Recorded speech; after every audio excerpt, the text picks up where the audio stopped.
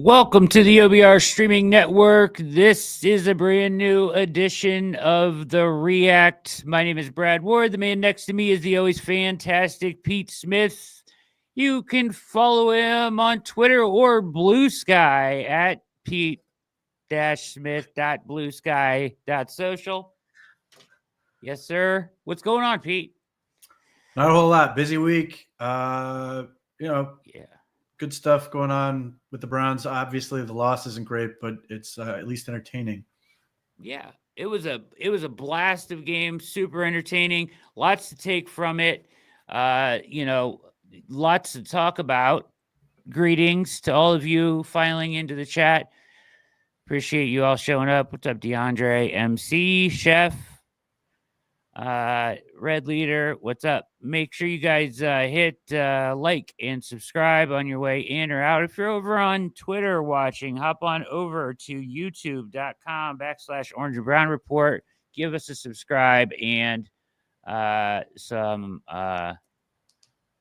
like and the notification bell so you know every time we go live. Congrats, great show. Following your show every week from Brazil. Wow. Thank you. Go. We're huge in Brazil. Hugo, you're the man. Appreciate that, brother. Thank you. Huge in Brazil. All right, so the Browns signed Zappy back, and Darden shown the door.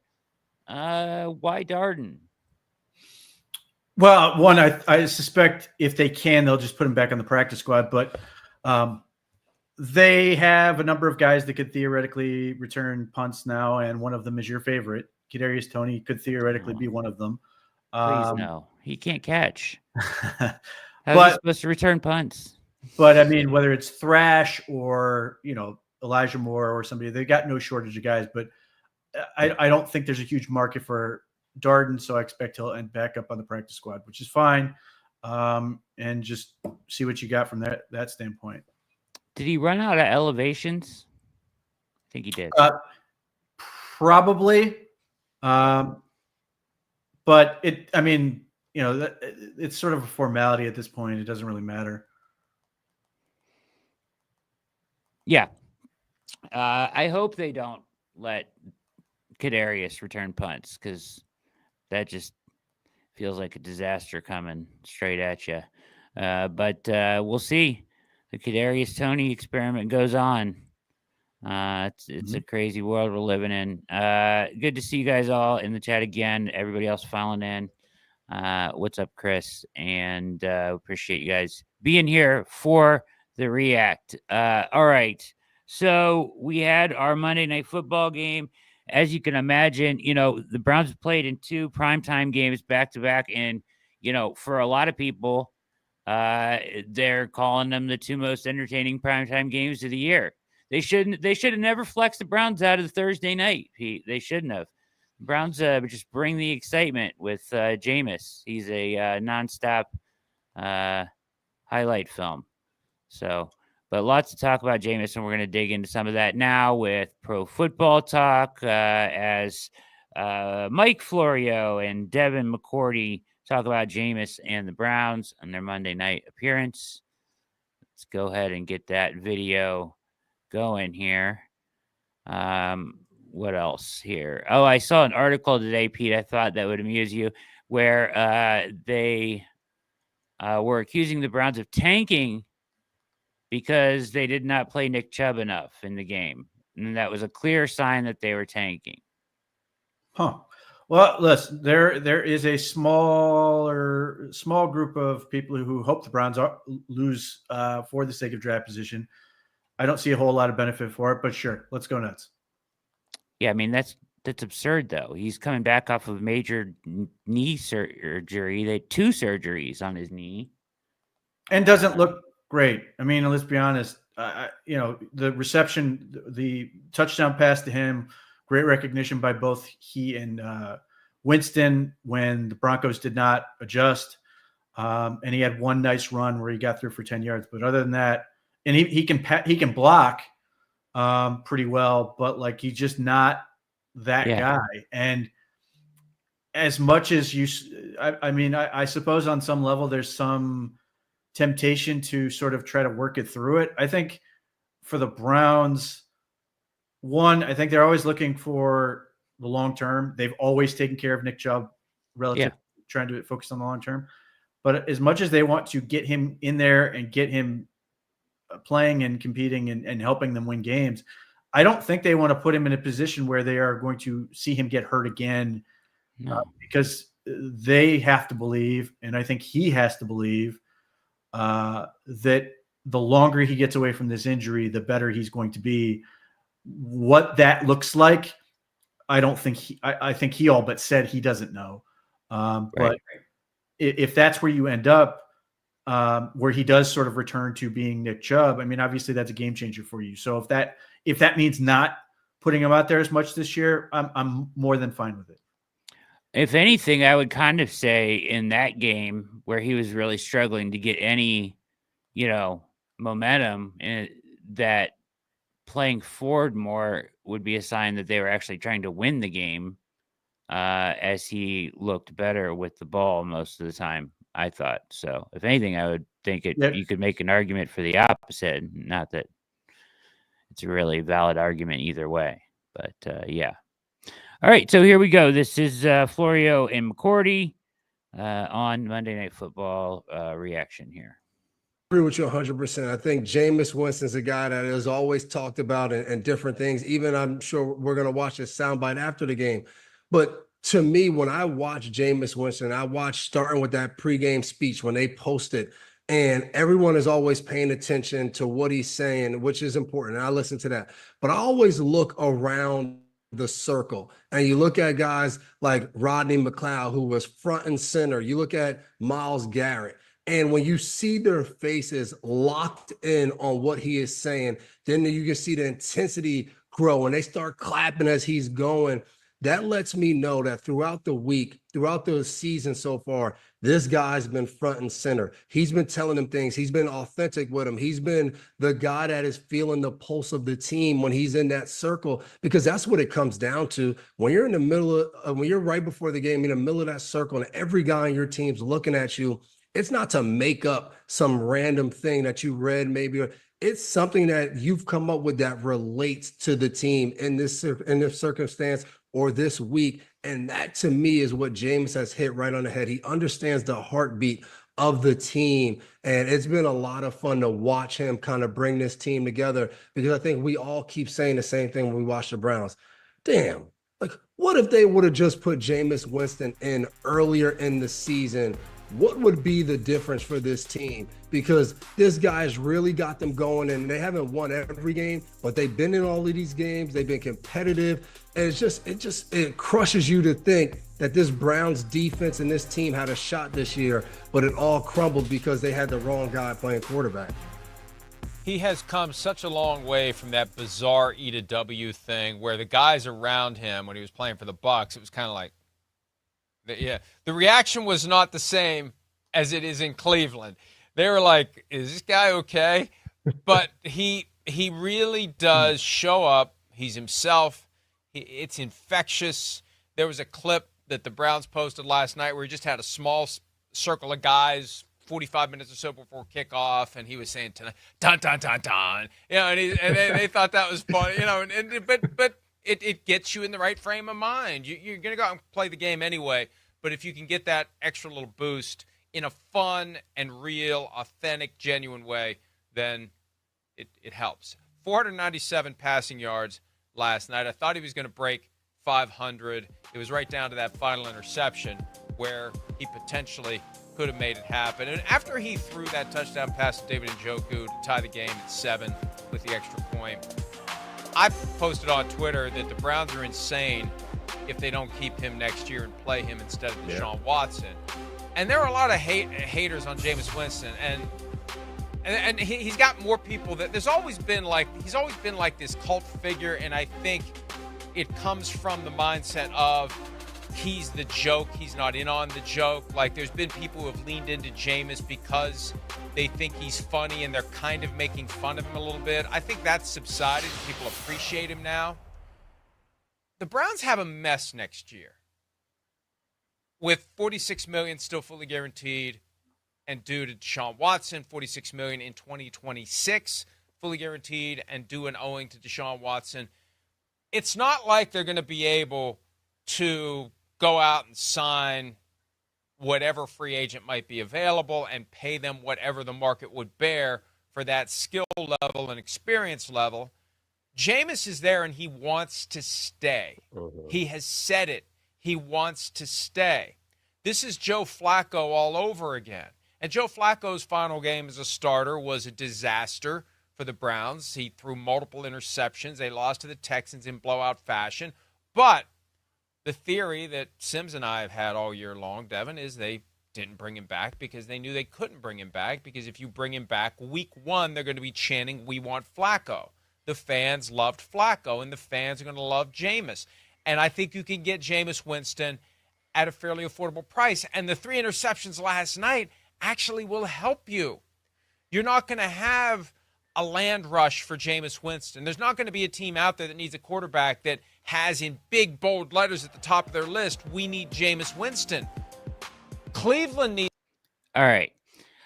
So this is interesting, right?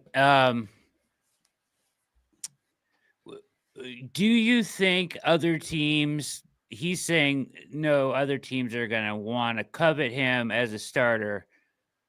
Do you agree with that? Probably. Yeah.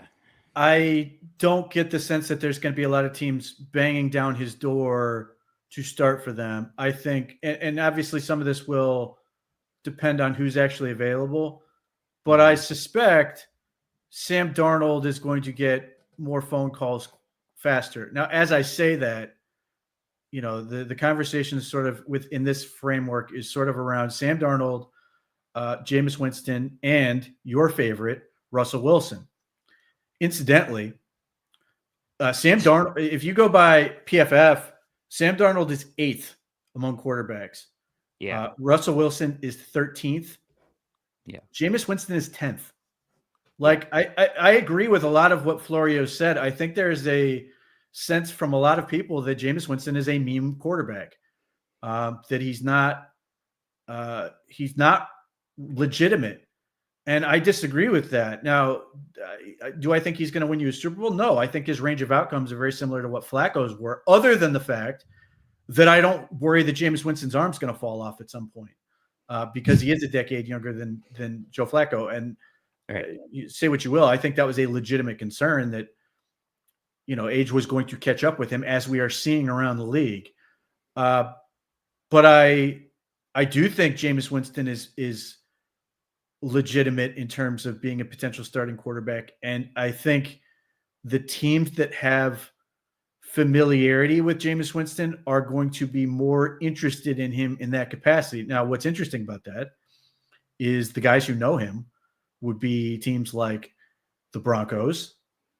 Obviously, Sean Payton had him and was thrilled for him, but they've got a quarterback. Yeah.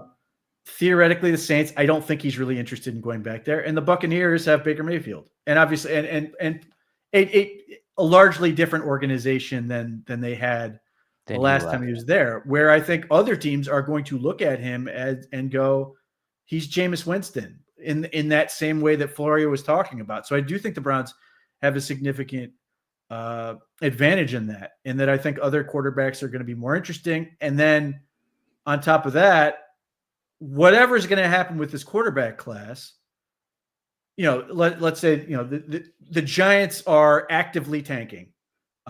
They are determined to get that one of those the top pick. The Raiders may as well be tanking. So those two teams are not going to be, or I should say, Jameis Winston's probably not going to be interested in them because he sees a clear path to the field in Cleveland that those teams would not offer him.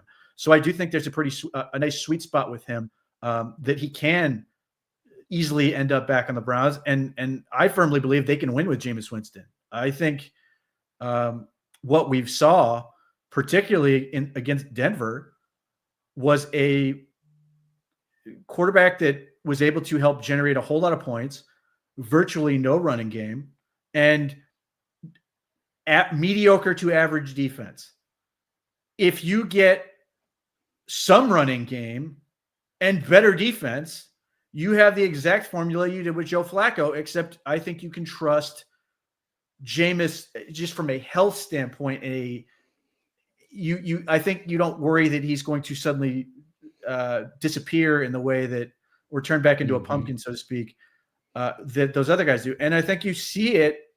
And I use Minnesota and the Steelers as a good example. I mean, the Browns 2023 team is a fantastic blueprint. You can look right at that and you go, boom, that's a path to compete. The Browns had a great defense and no running game still, but they were able to compete and make the playoffs. The Steelers have a great defense. They run the ball okay. And Russell Wilson is playing well enough. They are leading the AFC North. On path to a division title. We'll see if they can hold on to it. Minnesota not leading their division, but firmly in the driver's seat for a playoff spot, play good defense, run the ball reasonably well, and have enough quarterback play. Do I think the Steelers are going to win the Super Bowl? I do not. I don't think the Vikings are going to win the Super Bowl either. But given the circumstances, as you are searching for a quarterback, and as I say this, the Minnesota Vikings know who they want to be their starting quarterback for the future. Does anyone know who the Steelers quarterback is going to be next year? I'm guessing it's going to be Russell Wilson, but we don't really know for sure. I mean, they're in the same boat really as the Browns. Yeah. So are we going to say that the Steelers are in a bad situation as they lead the AFC North and are driving for a playoff spot? No, and I don't think the Browns are either. Obviously, you'd rather be the Steelers right this second in terms of record and everything else. And their offensive line, I think, is in really good shape, among other things. But I think you can easily see a path where the Browns address the things that we are constantly talking about: offensive line, running game, and just continuing to just add more things to the defense to get it better and better and better. And you're right back in the mix. And now you're still in a bitch of a division that's going to be a bare knuckle brawl every year, and a conference that's brutal. But like that. Then you get into the conversation of just get me into the tournament. We'll see what happens, which is fine. That's fine. And then as you're doing that, you can look for your quarterback, a longer term quarterback. But like Fred Greetham wrote an article talking, sort of contrasting Jameis Winston versus Brian Sipe. And I don't necessarily, I don't think Jameis Winston's going to win the MVP, but I don't necessarily disagree with that assessment. I think we are seeing more of this. Like I think Jameis Winston can slot himself into the Geno Smith lane in that sort of area, as Russell Wilson is, I think, firmly in that conversation as well. You can win with those guys. Absolutely. Seattle's problems are not, I clearly they could do better at quarterback, but they've got a mess on the offensive line. They've got some other issues that are really holding them back. But like, and the thing we keep talking about, and obviously the Browns are right at the top of the freaking list on this. Stop paying quarterbacks that you aren't sure about. Like, and I mean very sure, not we hope aspirational, like Trevor Lawrence is an aspirational contract. Kyler Murray is an aspirational quarterback contract. You're giving those guys a couple $100 million. Deshaun Watson was an aspirational contract, given the fact he hadn't played in a couple of years. Don't pay out aspirational contracts. Pay out Patrick Mahomes contracts where you know what he is, or Justin Herbert contracts, or Lamar Jackson contracts where you know what they are. And you can slot yourself effectively in this lane with a Jameis Winston. And there are these guys all the time that you can find. And Kevin Stefanski, now with two different offensive coaching staffs, has made this work. I mean, it's interesting that we're talking about Jameis Winston and the advanced numbers on this are eerily similar to Joe Flacco. Yeah. And the coaching staffs are completely different other than Kevin Stefanski and Chad O'Shea. So like there is a formula here that clearly works. And obviously Kevin Stefanski and Chad O'Shea are the common threads of that, that this is a setup that you can recreate. You can make this work. And I don't think it would take much. I mean, obviously the receiver situation is really good, as it was last year. But I don't think it would take much to improve the rest of these elements. Yeah, I totally agree, and as you know, wrote about it. But like he, if you are going to commit to Jameis, because we've seen, sandwiched in between the bad decisions and the interceptions was elite play at times, like really, really good quarterback play at times. And as you said already, a run game, better defense, better complementary football, or just the complementary aspects of playing quarterback, that support the quarterback more are what you need to put around him. As James, give him credit. He mentioned it in here, ideally not throwing it 58 times because you Yeah. can run the football, because that just lends yourself in his situation to turning it over more. And so if you're serious about Jameis as the guy, which I think they should be, intangibles are there as they're talking about. The guys believe in him. You've had in recent weeks support from, the defensive side of the ball and your leader over there with Miles getting behind him. And I just think, with an entire offseason with the staff, maybe they could curb some of those decisions. You know what I mean?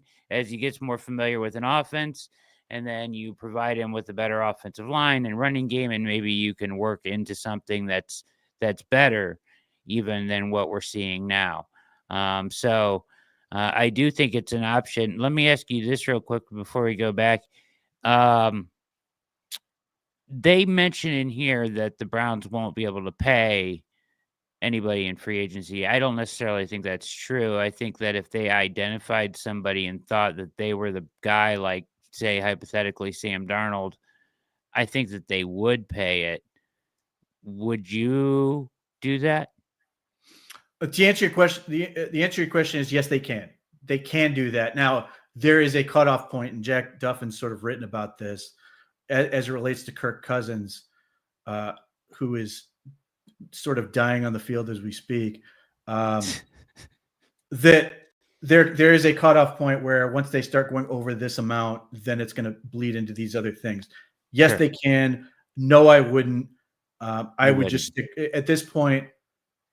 Again, I'm firmly of the belief that they can win with Jameis Winston. And yes, the turnovers are frustrating. But as you pointed out, like, if you are throwing the ball 58 times, you are in a type of game that is Yeah. going to come down to sort of a at best coin toss type situation. You're either losing or you're in a game where one turnover is probably going to determine it. And if we're trying to drop a perfect scenario, and I don't care who it is, I don't care if it's Mahomes, I don't care if it's Joe Burrow, I don't care who you have at quarterback, you're never going to sit there and go, you know what, I want to come out into this game and I want to throw it 58 times. Like, that's just not prudent. It obviously puts your offensive line at a disadvantage, and the quarterback in terms of potentially getting sacked, in addition to just potentially throwing interceptions. Obviously, the Browns want more balance. Now, having said that, Jameis Winston, having thrown it 58 times, they were in the game. They were in a position where they could theoretically have won the game. And I think there would be games where Jameis is going to win that. We saw one of them. Now, some of that came down to blind luck, but the Baltimore Ravens game was this game. I mean, we've seen this game happen more than once already this season. We saw it happen with Joe Flacco, where you are just throwing the ball endlessly in the playoffs, and as well in some of the regular season games, you're just the Jets game where they torched the Jets. They couldn't run at all. They were throwing in the second half when they were destroying them because they just couldn't do it. So you've seen it. It just the range of outcomes and the variance jumps way up in terms of Wildly. bad things that can happen. So then it sort of, it's very easy to lean into Jameis Winston being the reason. And as I said at the time, the two pick sixes were both, to me, poor assessments of risk reward. I think if he just throws those balls away, lifts the play another down, he's fine. Just that's not really ever been his thing. And I think if he's able to continue to evolve, that would be sort of the thing he's adding. But at the same time, I can live with what he is and win football games. But like, and if you sign, we always talk about like the draft and stuff, but free agency comes first. And ultimately, I think if the Browns make the determination that they want Winston, they're not going to let him get to free agency, whatever that looks like. Yeah. But either way, so that gives you the flexibility at that point where even if the Browns, let's say they love a quarterback in this draft, but they signed Jameis because they have to make sure they have a quarterback. I mean, as Andrew Berry's always going to say, we address our needs in free agency so we can go into the draft like an expansion team and just add talent. Well, the talent could be what you believe is a franchise quarterback. But if it's not, then you can just build up the rest of your roster and just get a better football team so that when you do make that, you identify that player, then you can go up and get them without ever feeling like the desperation play, which is ultimately what the Deshaun Watson trade was. It was desperate. Don't put yourself in that situation.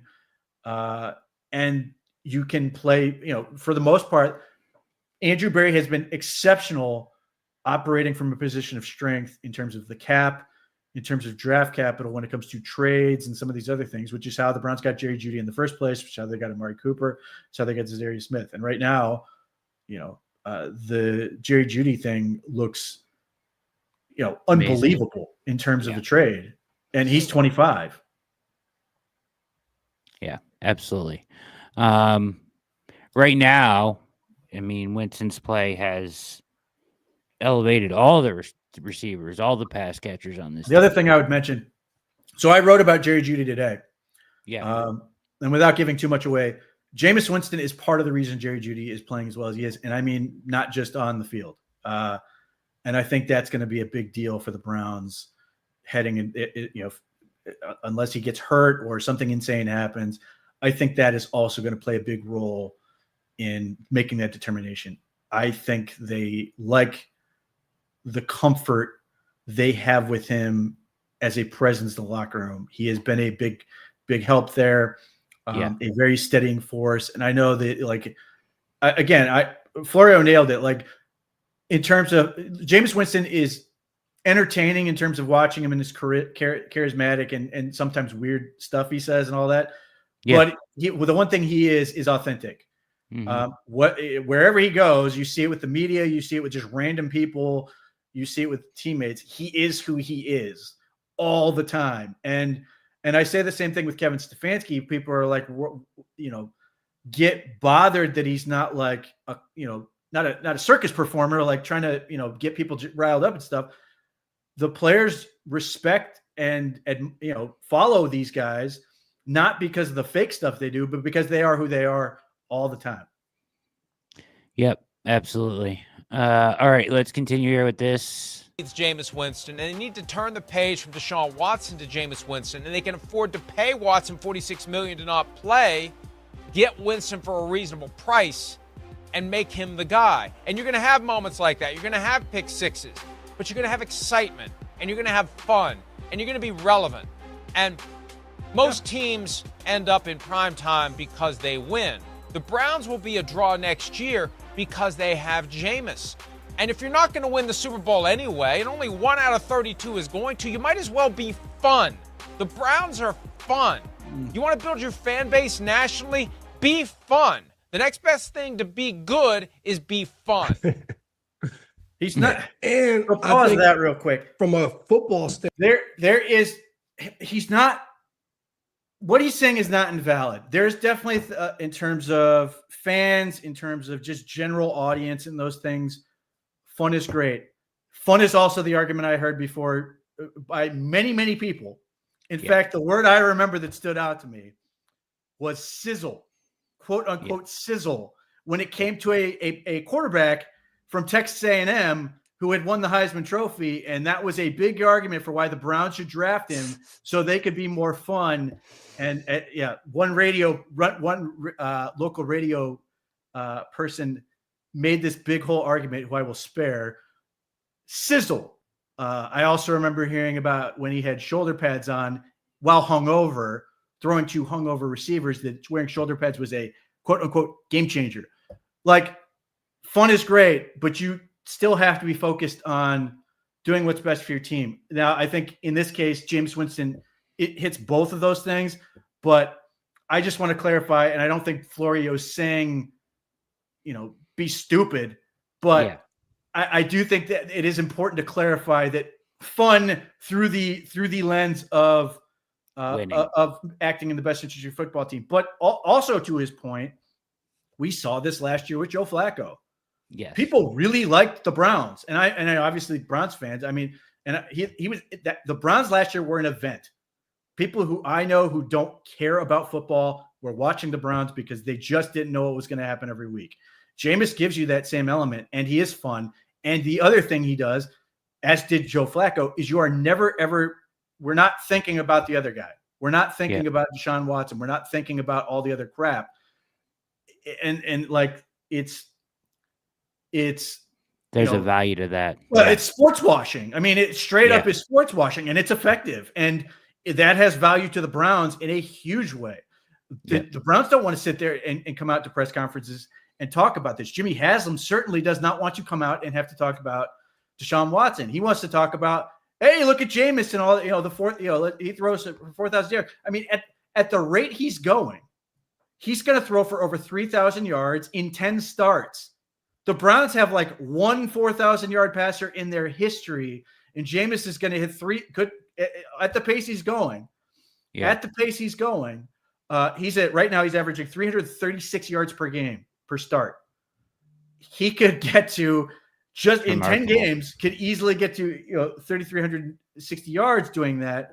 So yeah, I mean, there is that element of it, which is it's I suppose in some ways is untoward, I suppose, but I don't think the Browns care, and I don't think Browns fans are going to care as long as they can have fun watching football on Sundays. Now, obviously, part and parcel with that is now winning football games. But again, I think Joe Flacco's situation was a little bit different. The defense was much, much better last year. The special team, the kicker could kick. There were some different elements but I also think the Browns could rip off some wins. Obviously, they had a chance against Denver. They got the Steelers. They're going to have, they could, if they are able to beat the Steelers on the road this week, it'd be monstrous considering the Browns haven't done it in 20 years. But I think there are going to be more winnable games and more fun games where, there are people who are going to just tune. You see it every week now with this, where people are just going to tune in and go, I just want to see what he does. Yep. Yeah, absolutely. Like I said, two of the most exciting primetime games all year, back-to-back weeks. People are paying attention. So, and you talk about the fun and the fight, but it's not just him. It's the entire team, and he's had an effect on everybody. I think 1 through 53. And I think that makes a big difference too. As they already talked about. That point, Cleveland, you walk away and say, man, they got through two pick sixes, a third interception. But you look and you're like, we had the guy throw the ball 58 times. Like, is that really the recipe to be successful? So I agree with you. You use that in your contract negotiation, but inside, you got to be talking about, we got to set them up for success too. So, and I think about the guys in the locker room. You walk away from last season with Joe Flacco, and it was almost kind of this thing that just happened. Like, Joe Flacco has this moment in time, and I'm not sure the vibe in the locker room with him once you play that last game. But I think in the back of your mind, you're like, man, it sure would be a nice insurance policy to have Joe Flacco in there. If I'm on that team, I'm thinking if something goes wrong with Deshaun Watson, like, why wouldn't we have Flacco right here ready to go? You come back this season, if you don't bring back Jameis Winston, as a guy in the locker room, I'm not even considering you bringing back Deshaun Watson to be our starter, because we couldn't get anything going at all as an offense, as a team. And then we get Jameis Winston in here. And again, the wins aren't picking up heavily. They're playing in a tough division. You have other teams in the division that are playing at a high level. And you're not winning every game. But like you said, we're competitive. We have a shot to win these games. How could we dare come back and not set ourselves up for that? And I just think other free agents on that team, you got to be looking at that. If you're a free agent on another team, even thinking about coming to Cleveland, like, those are the things you have to think about. If I'm a veteran that signed a contract and maybe I have 2 years left, if we don't do those things, then I come back to a team knowing we don't care about winning. This is just a financial thing. And you kind of see that happening with the Giants right now, with guys speaking out about how a locker room should work, who should be playing, all of these different things. So I think it's a no-brainer for Cleveland to go out there and make sure they keep Jameis Winston. Even if you get a young quarterback, Jameis Winston in the locker room is better for your organization and your culture going forward. So it seems like a no-brainer, but football doesn't always work that way with doing some of the things that we feel that are obvious on the outside looking in. It's a no-brainer. The problem is roughly 20% of the league has no brains. That's what happens. Bad teams stay bad, and they make bad decisions, and they're stubborn. They blew it with Deshaun Watson, and so far there has been no willingness on the part of the organization, starting from the top with ownership. And they can twist themselves and whatever knots they want to about, because Andrew Berry, the GM, was asked about this a few weeks ago about the trade, and was it your decision? Did it come down from on high? It was our decision. Yeah, that means it's the boss's decision. No, it doesn't. It's ownership that wanted to do this. They got the tap on the shoulder first for the 4 teams that were pursuing Deshaun Watson. And it was Cleveland, you're out. It's either going to be Atlanta, New Orleans, or Carolina. Cleveland, you're out. And Cleveland's like, well, how do we make him an offer where he can't refuse? Let's offer him 5 years, $230 million, every single penny guaranteed. And that changed his mind. And they keep doubling down and tripling down. They won't admit that it was a mistake. And they won't just say, hey, we have to pay him. We don't have to play him. They feel like they have to play him because they're paying him, and that's the mistake. And hopefully this wakes them up. 1-6 with Deshaun Watson's record as a starter this year. Jameis is 2-3. 2-3 doesn't look great. When you compare it to 1-6, it does. And Jameis didn't have the benefit of being the guy wire to wire. That never gets mentioned. He got thrown into this. If you give him a full year where he's the guy, I made this argument 5 years ago with Gardner Minshew because he got thrown into it when Nick Foles got injured, broken collarbone week 1 against the Chiefs, and then Foles came back, and then Minshew came back. And it's like, they've done enough where this guy at least deserves 1 year. Just like Antonio Pierce. Give him his year. Start to finish and see what he does. And if it works, great. If it doesn't, well, then like Gardner Minshew, it didn't work. With Antonio Pierce, it's not working. But we see enough from Jameis Winston when he's shoved from the sideline into the fray without the benefit of everything that goes along with being the full year, not season, but full year starting quarterback. Let's give him a year, and let's see what he can do. And again, you're probably not going to win the Super Bowl anyway, especially with $46 million being paid to Deshaun Watson next year. You'll be fun. You'll be relevant. I guarantee you, if Jameis Winston is on that roster when it's time for the NFL to put out their schedule, you will get more Browns games in prime time than you would have gotten because 2 straight now. 2 straight. What, 5 this year? Jameis has helped deliver Next exciting, memorable games for the NFL. And it doesn't matter if the Browns are 1-1. What matters is both of those games were fun to watch, start to finish. Not wrong about that. And when have we ever talked about a starting quarterback? And for 3 years in a row, we've said the backup has outplayed the starting quarterback, starting with Jacoby Brissett when he came there, and then Deshaun Watson came in, and it was kind of like, hey, he sat out for a long time. The year in Houston, Deshaun Watson didn't play, then 11-game suspension. It was kind of like, all right, well, we expect that. That's why Jacoby Brissett looks better. Then the next year happens, and Joe Flacco gets in there. Now Jameis Winston gets in there. At some point, you got to say, we can't put this guy back on the field. We've had 3 different guys come in here and play better than him in situations where they weren't supposed to be the guy coming in. They were coming in for Jacoby Brissett, you were coming in just to hold a spot for Deshaun Watson. So the offense still is going to be built around Deshaun Watson and what he can do. We just need you to hold it down the fort until he comes back. So to me, this situation, it's simply kind of ridiculous of, hey, we've done something, and you keep saying it. We made an investment, it didn't work out, but we can't just let the investment go. We have to continue to play. No, like you don't. It's okay. In this league, You always you make mistakes, draft, free agency, those things happen. But the worst part about that is when you continue to double down and triple down on a decision and say, hey, we're okay with this because we believe in it. No, there's a few people who believe in it, mainly one person, the owner, who believes in this, where everybody else is ready to move on. And I get it. It's the owner's money. So that's the one person that needs to not believe in it to get it done. But I just think it's ridiculous to have guys suit up and play a game and say, hey, we're not going to give you the pieces that we have in the locker room to go win, but we still want you to go be competitive and do your job. Like, that's ridiculous. Well, they're past that point now, Yep, right? they are. I mean, they're well past that. They're not going back to Watson. I have a clip that is a big deal. We'll actually do it right now. It times up well.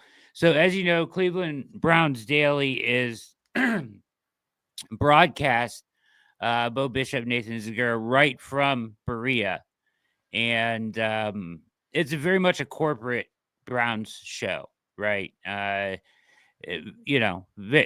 very much don't. You're not going to hear a lot of negative from the show. You know what I mean? Zegura does a good job breaking stuff down, but I won't say that. I won't say he's not.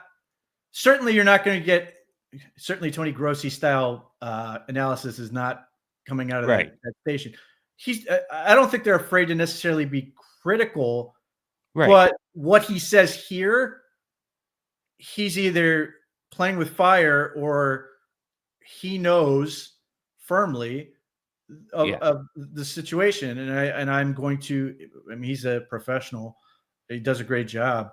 I have no doubt that he's got the green light on this. And look, I've been saying this since the moment he got injured. In fact, I wrote it that day. Would never play again. And I know for a fact ownership is not married to it. They know the money's already gone, and Jimmy is spending the money to win football games. That's focused on the done. Done. So he's focused on winning, and winning right now. Jameis Winston gives them a better chance to win. Now, the thing I would push back on the Florio part as you get this thing loaded up is the idea that you can't let Jameis walk. Okay, well, they had success with Jacoby Brissett. They let him walk, and obviously he went to a good situation. They let Joe Flacco walk and were pilloried for it. Everybody had their time to beat up on the Browns for letting Flacco walk, and Jameis Winston does the exact same thing. I don't think they're going to let Jameis leave. But they've clearly proven the ability to make this work with different quarterbacks. They beat the San Francisco 49ers on a game-winning drive with PJ Walker. They beat the Pittsburgh Steelers on a game-winning drive with DTR. Like, say what you will, everybody who's not named Deshaun Watson is better with Kevin Stefanski than they are most anywhere else, or at least they are at the highest level. They may have played that well. So like Jacoby Brissett had one season with the Colts where he was basically at the same level that he was with the Browns. But nevertheless, and again, I don't think they're going to let Jameis go. But at what point do you go, okay, we're going to keep killing them for doing the thing, and then they prove you wrong? They're at 3 times now. So I expect that Jameis will be here. But they've made this thing work. Like, for example, if let's say they love DTR. I love DTR, but let's say they think he's the answer. I mean, at this point, I would have to believe them based on their track record. Yeah, absolutely. All right, so this is from Cleveland Browns Daily. This is talking about indirectly, but talking very much about exactly what we were just talking about, and Watson. Run with Jameis here, and obviously what happened with Flacco last year, but now with them kind of as the buns between and we'll call it a spam sandwich. There you go. It's shown you that the path. I'm not sure we know what our path forward is at quarterback, and that is the biggest question that's going to face this franchise over the next few years. But I think it's pretty obvious now that we know what our path forward is not. Yes. And that is, unfortunately, painful but valuable knowledge. I mean, that's huge. I mean, yeah. Just to hear Nathan say that is, is validating because of where he works every day and everything that he knows, and that he wouldn't go on the air and say something like that. And I love the spam sandwich analogy. So. And to my knowledge, they, and maybe tomorrow or something, they'll come out and he will apologize, but I doubt it, because I suspect, again, Nathan Segura is a phenomenal broadcaster and professional at this. Yeah. He knows what he's allowed to say. He knows he's allowed to say that. And the fact of the matter is, the Browns are not. I know it's very popular to poke fun at Jimmy Haslam, and there are things that he absolutely deserved to be ripped for, but he's not stupid. He understands what he's looking at. It's clear as day to anyone. You watch that.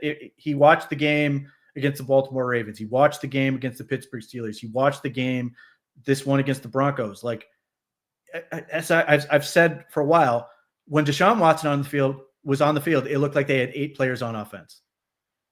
And one of them was a wide receiver, one of them was a tight end, and one of them was running back, and with 5 linemen. Or that makes 9, I guess. But in general, like even when DTR went in there, the second he went in, suddenly there were 11 players on the field. Ping, ping, ping, ping, ping. The ball's moving around. Jameis Winston, same thing. Ping, ping, ping, ping, ping. Guys are getting involved. Guys are excited. Guys are into it. He's an energy vampire, which I've said all year. He's the biggest energy vampire in the NFL.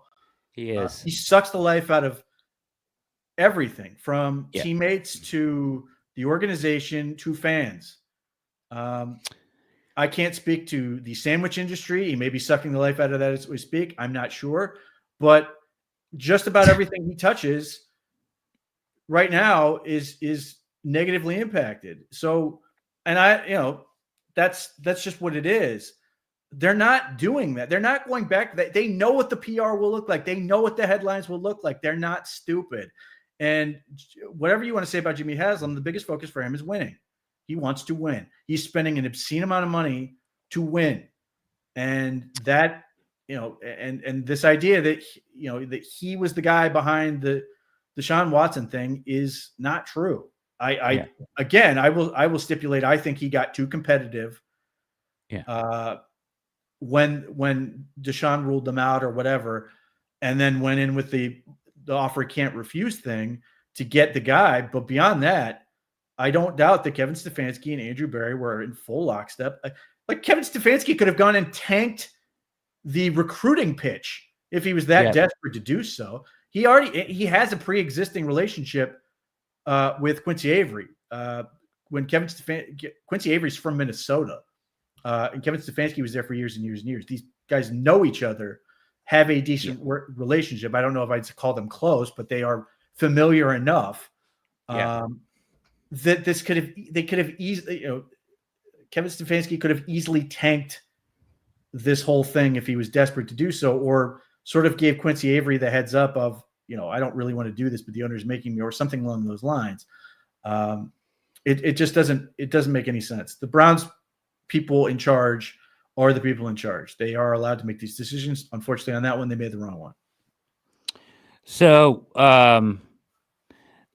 very much in line with what you're just talking about, and I grabbed this clip because it speaks a lot to what you've been saying for a long time about Stefanski's power, and what you've laid out what he should do if he wasn't making the decisions, right? And we've talked about that a lot. This was at 92.3.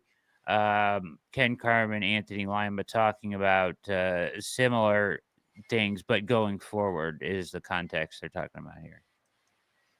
The debacle is... He's talking about the quarterback. Yeah, the debacle is if he's forced to coach a team quarterback by Deshaun Watson. Well, I don't think he's going to be forced to. Well, that's the big question, right? I mean, that kind of is a pretty big detail that we're glossing over. I mean, there's... Like, if I'm Stefanski and I'm told I have to play Deshaun Watson next year, I'm having my agent tell me what are the ways to get out of this. Well, yeah, what else can I look at? There's people who think is that we're fair, nuts. or am I being unfair? I mean, no, he did get extended. Fair. He got extended. So some people will say, well, he signed on his own accord to that situation and quote debacle. So if that's the case, does that marginalize any kind of leverage he might have? I don't know. Well, but at this point, it's pretty damn clear that Stefanski, at least the passing game, It works with anybody except Yeah. Deshaun Watson. Yeah. That's a fact, right? Yes. That's conclusive. Yes. And now you have that guy coming off an Achilles injury. So that's over. We're done talking about that stuff. Heard that before, right, Pete? I mean, that's what you've said about this year. But they're making the point. It's worked with everybody but him. It's fact. It's conclusive. How many times do you need to see that? And if they were to try to go back and make Kevin use him again, pull out, fire me. Break into the case with the autogram onesie, Fire throw me. it on, and just start walking Yeah. around the building. Like Costanza. it's George Costanza. Get yourself fired. Absolutely. Yeah, I mean, this has always been preposterous. Like, yeah. He has too much control with that contract extension, and they were very detail oriented in getting that thing worked out.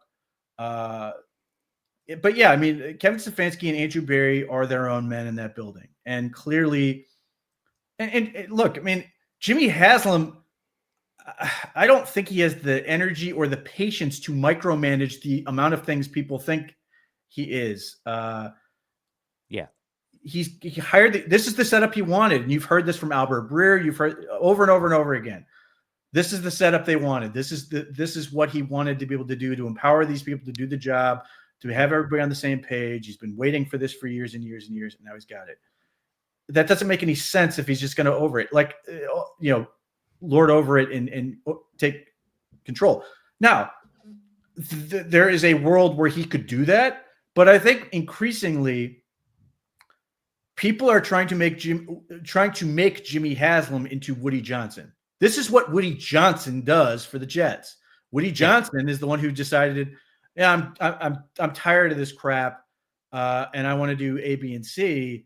And you heard that from any number of reports, and who knows, maybe some of those are crap too. But Woody Johnson, the Jets were a much better, more well-run organization when he was ambassador to Ireland, and he was not actively involved, than when he's come back or before, and suddenly things get really weird. And Jimmy Haslam obviously had done this before, but has seemingly learned from it.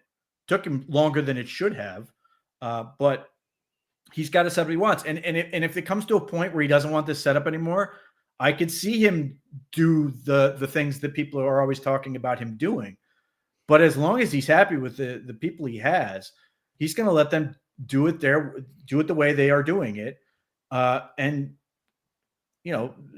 so long as they are able to compete and win and do those things, I don't think he has any interest in messing. He has much bigger fish to fry, and it's one particular giant fish in Brook Park. Yeah. I just don't think people understand how much time and energy that whole issue is taking. And yeah, he's obviously hired people to help him with this whole thing, but I think he's way more invested in winning on that front and getting what he wants. That is his legacy project, than he is micromanaging everyday Browns decisions. And that doesn't mean that I don't think he's sitting there at the same time being happy with 3-9 or anything like that. But I think it's much more reasonable to believe that he's basically made peace with what this season is. The Deshaun Watson thing's not working. The injury situation sucks, which he has to see, obviously, if he's walking through that building. The amount of people in the training room or rehabbing and all that stuff, it's not like they're invisible people. They are there working and rehabbing, so you see it. But beyond that, you're seeing the fight and them compete and all these other things. So that's the most. And this so much of this is just Occam's razor. It's the simplest explanation. It's the most logical explanation with all of these things, with the acquisition of Deshaun Watson and some of these other things. Firing coaches.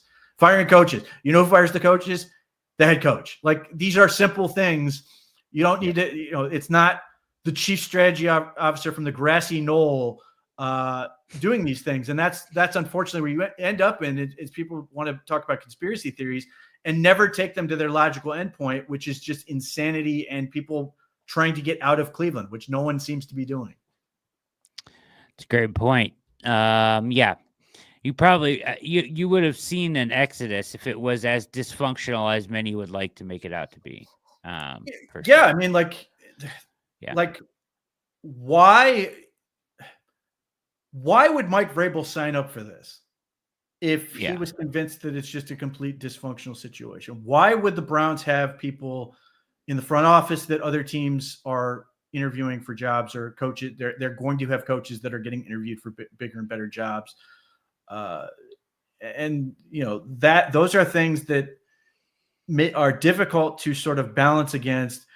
Well, it's a giant dysfunctional mess headed by an owner and some random guy that most people can't explain what he does, that's under this weird label of chief strategy officer, which doesn't do any of the things that most people are accusing him of doing. So yeah, so much of this is just simple. And unfortunately, we're not, this is sort of how these things go. We come to a conclusion first and work our way backward. Yes, absolutely. All right. So this next video, we probably won't get through the whole thing, but interestingly enough, this Jerry Jeudy renaissance has come. Steve Smith was his biggest detractor, if you recall. This came up in the introductory press conference because writing the article I wrote that came out today, I went back and looked at it, and that was in there. Yeah. Yeah. So he basically said, don't trade for him. He's a bum. He's this, that, the other. Well, Steve Smith has his own show, and he elected to go on and eat some crow. A lot of people don't believe I have the ability, the humility, the cojones to really just call stuff how I see it. So let me call it. Hear ye, hear ye, hear ye. Ring the bell. King Jerry Jeudy has arrived. His private plane flew into Denver, where his chariot awaited, led by Sir Jameis Winston. And what happened? Jerry Jeudy had 9 catches, 235 yards, and a whole lot of humble pie for guys like Agent 89, Steve Smith Sr. So I just want to go ahead and clear the air and say, hey, where am I? I'm right here. You see me in my Ghost golf hat. I ain't Casper. I'm Jerome. And let me tell you, fantastic performance. Did not get the dub, but fantastic performance. If you get some stops, and it is Christmas time, and you know what Smitty says about Christmas time, and Jameis Winston is a quarterback, here comes Jameis. Here comes James. You get a pick. You get a pick. You get a pick. But I digress. Congratulations, Jerry Jeudy. Bro, you ran some great routes. Let's run those highlights, please, because this is not route of the week. This is route of the week. Ooh. Are you surprised? Like, because he was harsh. I mean, multiple times on national TV, attacked Jerry Jeudy. He said he's not the player he should be, this, that, don't trade for him. I advise any team not to trade for him. Are you surprised that he is doing this? No, because he's gotten more publicity for this than most everything else he's done. Sure. That's not a shot at Steve Smith. I'm just saying genuinely, we are watching this because of this.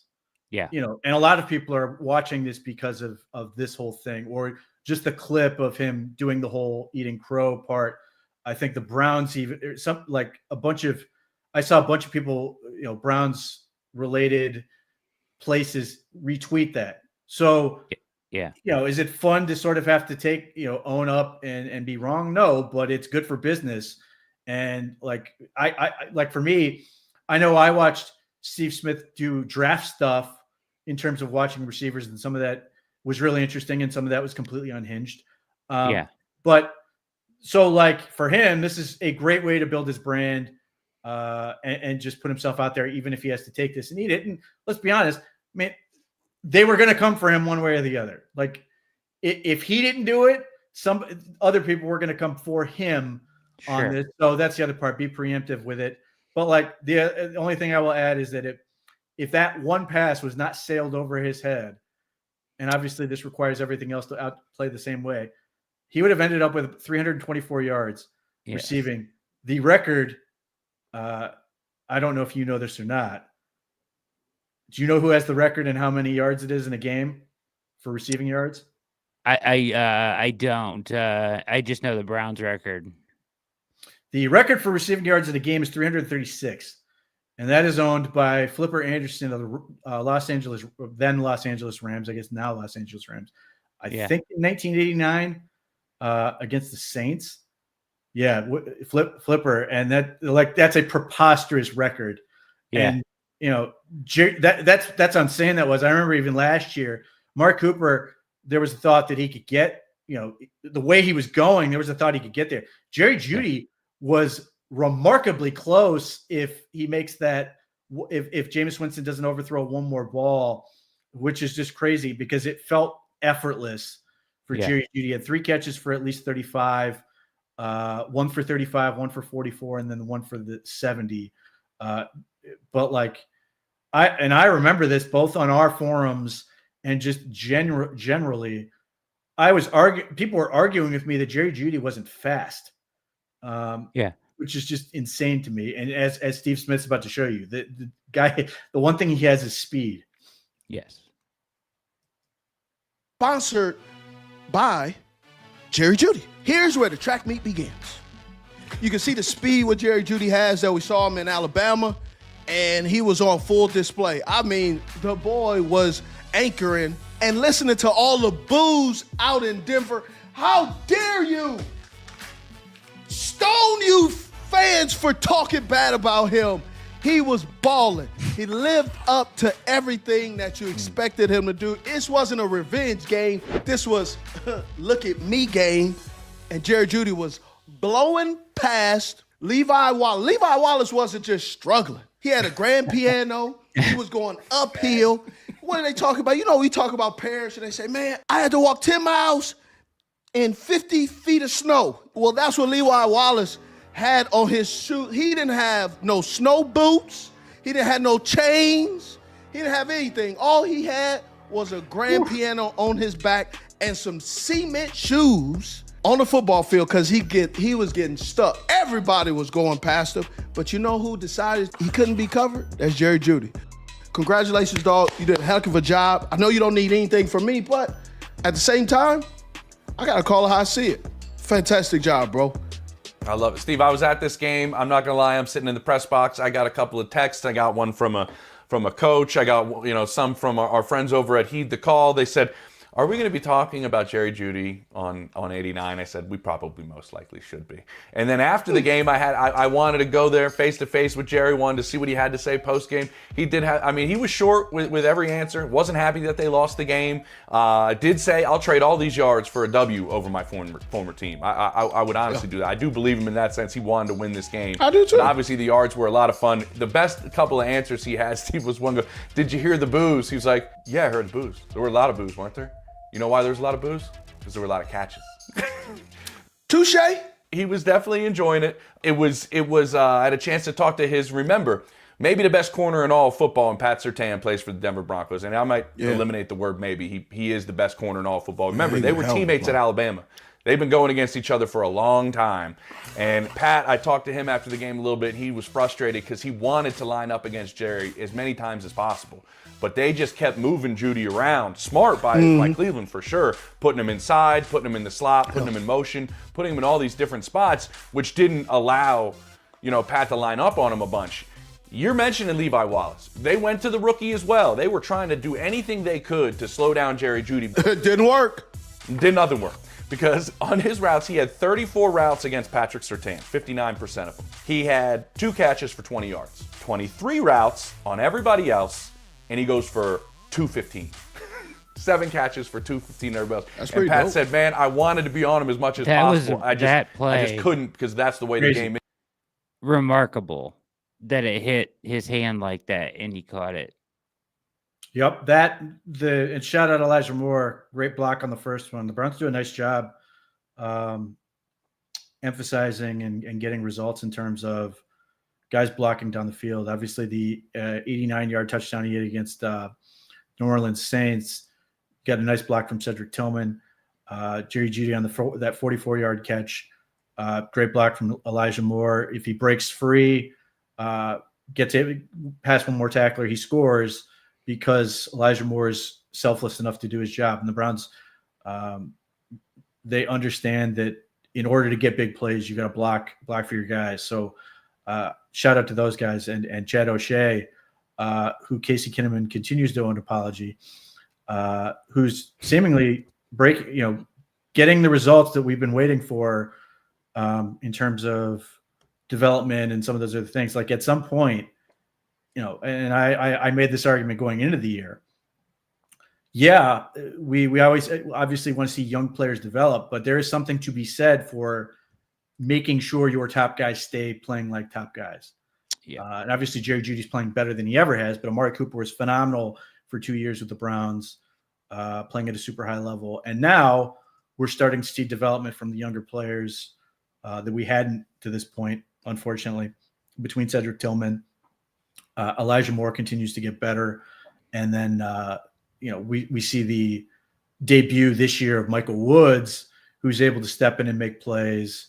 Those are all positive signs. And I know people have largely forgotten about him, but I'm very curious to see, one, how David Bell can recover from the injury he suffered, because when he was on the field this year, he was the most efficient receiver on the team. So I'm very curious to see what that's all going to look like, which is going to be interesting, obviously, when we get to the Ultimate Cleveland Sports Show.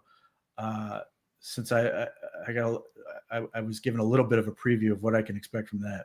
It's coming up next. But yeah, you guys were mentioning in the chat some of the younger wide receivers. Michael Woods was targeted 5 times, 3 catches for 43 yards, along of 16. And the PI. And the PI, which was huge. And then obviously Thrash caught 2 for 11. But one of those was for a big first down on a 3rd down. And he was able to get separation and get open, and he looked quick, and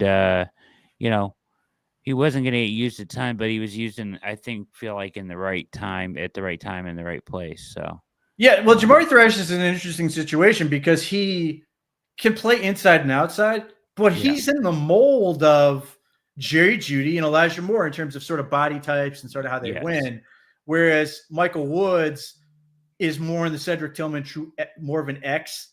So there's a reason why you'd put Michael Woods out there in some of those situations. But I am genuinely curious if a dome was to appear out of nowhere, if the Browns wouldn't have a whole lot of fun having Jeudy, Moore, and Thrash all running around looking sort of like a little bit like the Rams with the Greatest Show on Turf type stuff, where everybody's a little bit smaller, faster, body control type things, and being able to have fun with like that. And obviously, when you go from the snow blizzard of playing against the Steelers at home to on the road to the Broncos in not great field conditions, and now you're going to go on the road against the Steelers. They're going to be a while before they get sort of peak conditions, but I'll be curious to see if we get a little bit more of that. Obviously, your favorite guy, Kadarius Toney, would sort of be in that mold as well. That becomes interesting in terms of the amount of options they have and the amount of personnel packages they can run. Yeah, absolutely. I'm hoping Tillman gets back this week. I don't know if that'll be the case. They're not sure, right? But I'm itching to watch more said with these guys, right? I mean, that's as World's Fastest just said in the chat, the wide receiver room looks a lot different than it did 4 or 5 weeks into the season, which certainly, and even the style they are playing is different. Yeah. You went from Amari Cooper, 215 pounds, David Bell, 210, 215 pounds. Cedric Tillman's obviously like in that 200-something pound range. And 2 of those guys are gone. So now Jerry Jeudy's not relative to how fast he runs, Jerry Jeudy's reasonably sized, but nobody's going to accuse him of being a big wideout. Elijah Moore, obviously not a big wideout. Jamari Thrash, not a big wideout. So the Browns, and this is, coming off the heels of last year when the Browns also had DPJ, who was 200 plus pounds. They've slowly morphed into what I had been describing, sort of a power offense in terms of their receivers too, as much as their running game, of a power game of size. And the Broncos actually have that now with their receivers, with Cortland Sutton and Valet and some of their guys. They have those big guys. And I actually kind of like that. But the Browns now, as long as these guys block like Elijah Moore was doing, you now have a smaller, quicker group with sort of how this thing is sort of shaken out. And obviously Michael Woods, if they keep rolling him out there, he's another guy who's 200 pounds, a little bit shorter, but still Tillman. And then you do have this ability to go smaller. And that's, through the lens of also having David Njoku is a bigger body. And we'll see what happens this offseason if they want to, I like Jordan Akins. I'd like to see him come back. But if they want to bring more tight ends in, being able to go from super big to smaller and faster, and this is a dynamic they've had access to, do they want to sort of get back to that, or are they content to just be smaller and faster? And some of that's Jameis, and stylistically, some of that is Ken Dorsey and sort of his influence on the offense. But, I think Ken Dorsey and Kevin Stefanski are doing a hell of a job in terms of guiding this offense right now. As much as I am, appalled by their inability to run the football, they are really cooking people in terms of creating an effective passing game again. And suddenly I'm sure if I go look, I will find people are still trying to get rid of Ken Dorsey, but I'm not hearing as many people pine for the days of Alex Van Pelt, the glue guy, as I was a few weeks ago. The glue, white beard in the turkey hole. Says world's fastest. Well, yeah, but white heart, white beard. He was open on that fourth down on the pylon. I'm curious to see what happens with him, honestly. And he's sort of in that weird mix, and there's always this guy who's like, Cam Mitchell was this for me last year. Yeah. You get such small doses of them, and they do good things. You're like, he always leaves you happy with what you got and wanting just a little bit more. Wanting which is more, the best place to be in. Blake Whiteheart is in that little zone right now between the catch he had, and most of this is the Steelers game, between the catch he had and then single-handedly blocking Cam Hayward on the game-winning touchdown. Yeah, absolutely. All right, so we're going to go to the Ultimate Cleveland Sports Show. I've got a couple clips from them, but they wanted to get into this very topic about wide receivers. And there's been a lot of discussion on the radio today. Is Jerry Jeudy a real legit number one? Is he a two? Is he a one? Do the Browns need more? That's kind of what they're going to breach. We'll stop and talk about it. But, yeah, here we go. Fun. Oh, and this is the React. Hit like and subscribe.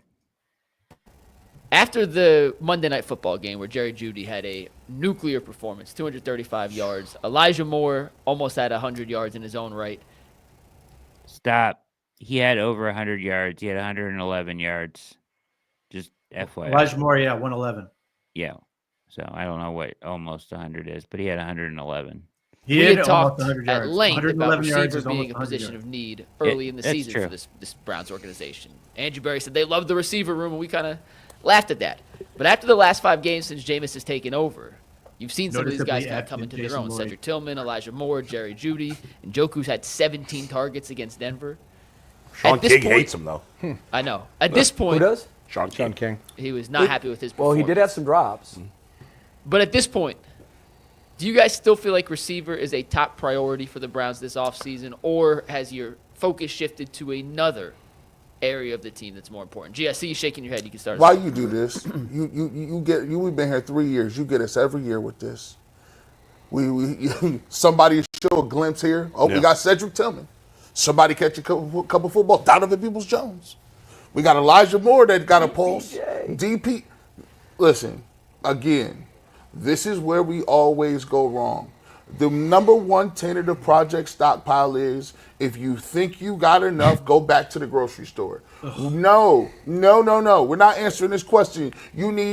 I get me 2 more receivers. I'm not playing around with this. So you got Amari Cooper, he's gone. Elijah Moore is a free agent. You gonna give him some money? Probably not. Jamari Thrash is on the field. He finally caught a football. I don't know if he's good or not. He got the over on the 1.5 receptions. He did catch a football. Yeah. Caught 2. Kadarius Toney has his weekly jet sweep reverse for that goes for negative yards. Yeah. So if you want Jameis Winston that wants to throw the ball 54 times, I always say don't compare your roster to what you got. Compare it to what everybody else got.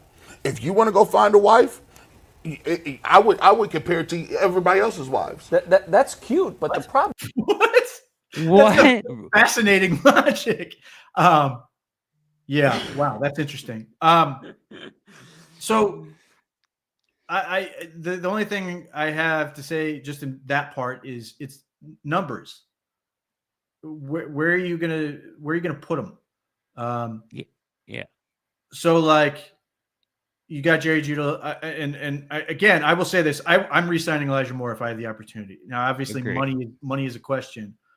But similar to Jameis Winston, I don't know if there's that much money out there for Elijah Moore.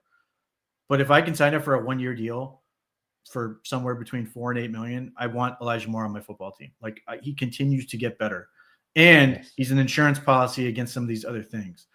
And part of the reason I say that, I don't love this draft class at wide receiver. I will certainly find guys I love. I'm a big fan of Tedoroy McMillan. I also really like the Restrepo kid from Miami. But as I say, I like Restrepo from Miami, I don't know where you're putting him.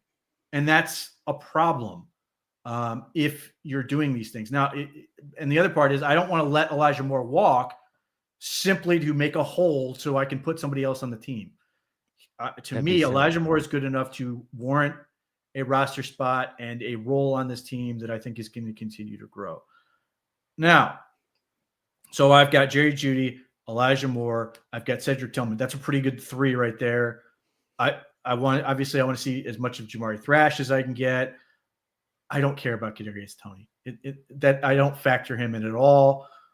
If you want to include Michael Woods in that conversation, if you want to include David Bell in that conversation, you have a lot of guys. So I'm not concerned. So if I am, what I would say is if I can get a guy that I'm going to say is boom, a number 1 receiver, the guy that we're talking about, someone I believe can get to the Justin Jefferson level, the AJ Brown type level, those type of receivers, I absolutely want that guy on the football team. And we talked about this all offseason with Brandon Ayuk. The Browns were, even with Jerry Jeudy, we're still willing to entertain that conversation. I am here for it. But if you're just asking me about, if the value's there, the value's there. Like, that's fine. Like, ultimately, you projected to have 11 draft picks. If the value's just too good to be true and you really love a player, by all means, take them. I'm not going to tell you you cannot take a wide receiver. But what I would say is that I'm more than likely going to end up in situations where I'm looking at other positions consistently. And if I want more receiving talent, the easiest room to add it to is tight end. I can get, let's just throw out an example of a guy who's sort of a wide receiver, Fannin from Bowling Green. If you want that type of dynamic where he's 230 and not a true inline guy, you can flex him out and put him in different roles. So be it. But I think that's an easier way to attack this theoretical operation stockpile. I think it's much easier to do that through tight end or running back. If you get a really good pass catching running back, as opposed to trying to fit them all into a wide receiver room. I think at that point you end up in a situation where you're not being realistic. You have to have the roster in mind when you do these things. So weapons, get me more weapons. I'm all about getting weapons, but I have to balance that against what I'm trying to do. And the fact of the matter is, in terms of the number 1 receiver conversation, because they traded Amari Cooper, and obviously he was going to be gone anyway, most likely, and because you've extended Jerry Jeudy, and even if you pay Elijah Moore, that whole room for next year will cost less than Amari Cooper's contract did for this year. So you have the added flexibility of if you if a Brandon Ayuk situation were to come up, and I'm not saying there will be one. In fact, I doubt there is one. You still have the ability to go out and get that top line guy and add him to the roster and feel good about it. So I'm here for more weapons. I'm all about more weapons. But I think you have to balance that against what your room actually has room for and how many guys you can put on the field. Yep. And like you said, if there's what's the kid from Arizona's name? Tetairoa McMillan. He is 6'5", listed 215, and he goes up and gets the football and can run after the catch and do a whole bunch of other things. If he's your guy and he's your legit number one, that's fine. But you don't need just another guy in the room. Right? Yeah, absolutely. And I know there's some big Luther Burden fans out there. Yeah. I have questions. I'll just leave it at that. Okay. All right. Very good. And then, all right. So there's the numbers right there. Some of them. Elijah Moore on pace for a career year himself. That's the other part. Like, he had 600 yards last year. He's at just in the same stretch of time. Jerry Jeudy has 614 yards. Elijah Moore has like 300. Yeah. Which is about 60 per game. 60 a game over a 16-17 game season is 1,000 yards. Like, yes. Look, there are games left. There are 5 games left. That's a large enough sample size to see. I don't think this is going to be a thing because he's been in the league 10 years. Yeah. If there's going to be an adjustment to Jameis Winston where he suddenly falls off, you're going to, unless they decide to put a DTR at some point, which I wouldn't hate, but at this point, I'm more than happy to just roll with Jameis all the way through, win more games, and build for next year, especially if you make the determination that Jameis should do, whatever. But that's 5 more games of Jerry. Hopefully, all these guys stay healthy. 5 more games of Jerry Jeudy.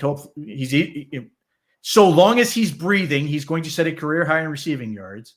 Elijah Moore, so long as he's breathing, is going to be set a career high in receiving yards for him. And obviously, Cedric Tillman, some of these other guys are going to keep producing and getting better, and we're going to sort of evaluate these things. So, you're going to have a good sense, and the Elijah Moore part of that's obviously the most important because he's a pending free agent. Yes. But man, that's the second time in 3 weeks he's caught that toe tap. Unbelievable. Which you saw that on TV, and you're sitting there. There's no way he caught that. Absolutely no shot. And then you look, you're like, wow, that was really impressive. Now, I say this. I love you, Elijah Moore. I love your work ethic. I love the way you play the game. You are so good before the catch, and then you turn into a total spaz with the ball in your hands. And go backwards. I just want that part to get sorted out. Yeah. So much. If he forward. can get that squared away and sort of showcase all the athleticism and the footwork he has before he gets the ball and gets more comfortable with the ball in his hands, I think there's another level he can reach. But man, the amount of times you pointed it out too, the amount of times he's running backwards after he catches the ball is terrifying. And it's because he's so stupidly competitive that he's trying to scratch and claw. Yes. Or he'll try to, go back, around and take a circuitous route. If he could just get better with some of these things in terms of run after catch, I think there's more to him. But I don't know why. And I'm seemingly on a very small island with this. I don't know if you were there with me on Elijah Moore. Why are we in a hurry to get rid of him? I think he's clearly shown the ability to make plays. Completely agree. He gets the thing. Look, he's not a contested catch guy, but man, he doesn't need to be when you get as open as he does, and you can have the concentration he does on the sideline. I'm here for it. I loved Elijah Moore in college. I was thrilled when the Browns got him the trade. And I've been happier and happier with him the more they've gotten him involved in the game. Tremendous hands, great concentration. He has the capacity to have these things. There are times he will try to do too much, and at times that results in him taking his eye off the ball and dropping it because he's so focused about trying to do something after the catch that he doesn't follow it in. But he has been better. I think he's been much better. But man, when that catch on the sideline, that's not the first time he's done this. No. Where the touchdown, which game was that? The touchdown, was that 3 weeks ago? The toe tap touchdown, the 30-yard touchdown in the back of the end zone? Yeah. Regardless, that's the second time he has done this where his footwork were immaculate. He catches the ball. there's no question that it's a touchdown or a reception in that case. You're just like in awe of his ability. He's 24. He is 24 years old. He is younger than Michael Woods. Yep. Tremendous route running, open all the time. Yep, absolutely. All right, so let's continue on here with this. You're watching the React. Talking to wide receiver core here. With your analogy is they went to the grocery store, dropped $80 million, and came home with an empty bag. Hey, listen, they might want to refinance that. Worse than that, Jay. They came back with a bag full of dead rats. You're right. They nothing to help the football team. Right. So I know what you're saying because I'm with you too. Well, they got to do it through the draft. Stockpile. Yeah, you do, and that's the currency you have. Yeah. But really, you can't really think about signing free agents. That ship, I think, has sailed. Trade. They better trade the heck. They better. And what are the assets we're trading? Listen, they got future picks. Well, now you're trading the only For currency who? you have in the bank. Who are you trading for? That's a definite number one receiver. Once again, why is that rebuttal is not an honest honest conversation. I don't disagree with you, G. I agree they got to get better at receiver. Yeah, but I think they got to do it through the draft. How do you do it? But the onus is not on me to pull a receiver out of the sky and say this is the guy that's going to make it better. No. What I'm saying is, he said, is it a priority? That priority is yes. It's up to them to identify. First of all, bad teams make the mistake of saying, we need this and this and this, and so let's take we need a wide receiver more than an offensive lineman, so let's take a wide receiver in the draft. The smart teams, like the Steelers and the Ravens, always take the best players. And then they figure it out after. We got too many. Take into consideration their needs, too. Sure. Because what I like about the Steelers is they look at the draft, a 10-year draft cycle, like a clock. This year, we're going to address this. Then we're going to address that. And then this and that. I think the Browns have at times been too focused on the shiny object, the OBJs, all the time. The land, because the people in that building, Jay, have not had the time that the Pittsburgh Steelers organization has had. So yes, the clock works. So they know exactly at 11 o'clock what they're going to do, and at 12 o'clock. And there's a rotation that needs to be employed when you're drafting, because if I agree with you. You got to draft the best players. Yeah. And don't quarterback is the only thing that doesn't fit in that. Yes. But you've said, and I agree with you. Don't reach at quarterback. No. I'm saying, but let's say in theory you think this quarterback you have the second pick in the draft. You think this quarterback is a first round pick, but you got 10 guys graded ahead of him. In that case, if you need a quarterback, you take the quarterback. Right. Yeah, I see what you're saying. That's all I'm saying. But no, if you don't think there's if you're picking sixth. And you don't think any of the quarterbacks are worthy of a first-round pick? You don't take them just because you need a quarterback. Right, yeah, because now you're trying to force it. Yes. The one thing that I wish the Browns did more of, and I know that there are certain organizations that do this, and Dustin, you'll probably be able to talk to this too. You look at the draft, and you look at each category and grade that strength of the draft. Is this a rich quarterback draft? Yeah. Well, Jay, every team does that. What are we talking about here? Well, the problem is he's sort of going against what he just said. So there's some really interesting stuff in there. So I can tell you how I do this, which is, and I think the Browns have done a reasonably good job at this, although I would point to tackle last year's draft and looking at this year's draft and say that is a valid criticism to say you should have gotten a tackle last year. Not that it necessarily worked, but I look at this year's draft at tackle, and there will be guys, but I don't think it's a strength like it was last year. To me, and I think the Browns have done this really well at times, is evaluating what the draft has this year in terms of strengths and what it has usually the next year in terms of strengths. So you can map out, if he wants to use a clock, that's a weird analogy. I don't care. That's fine. I understand what he's trying to say. So like this year, for example, right off the rip, I'm looking at the defensive line. I love the defensive line in this class. And I really like running back in this class. Now, I'm not rushing to get a running back. I'm probably taking one on day 3. But I like the running back class. So I'm inclined to think in terms of, obviously, all of this is through the lens of value, and you're going to put up your board and stuff. But ultimately, you're sort of looking at this in terms of, I want to be able to come away with, some element of defensive line and running back, and you sort of look at it through those. Like tight end could be another one because it's a pretty good class. Whereas wide receiver this year, I say this all the time. There's no such thing as a bad wide receiver class. That does not exist. Every year, there have been some historic classes, and there's another one coming up, I think, in 2 years. But even every year where they're like, I don't know who's going to be good this year, and then suddenly, there's a whole bunch of receivers that are really good. But I want to look at quarterbacks. Another one. I'm mapping out the quarterbacks this year. Certainly, I'm evaluating them, and I'm also sort of trying to evaluate for next year. So I do think that is an important part. Now, quick note. He mentioned that the Browns got obsessed with Odell Beckham Jr. Now, whose favorite GM made that stupid trade? John Dorsey. John Dorsey made that dumbass trade. Full Dorse. Yeah, that's another one that was full Dorse. Now, Dustin Fox is really right on the money on here. Some of this comes down to, and I think the Browns are in that mode at this point. They've gotten there. They've established enough credibility to do this. But yet, he's absolutely right about the Steelers and the Ravens.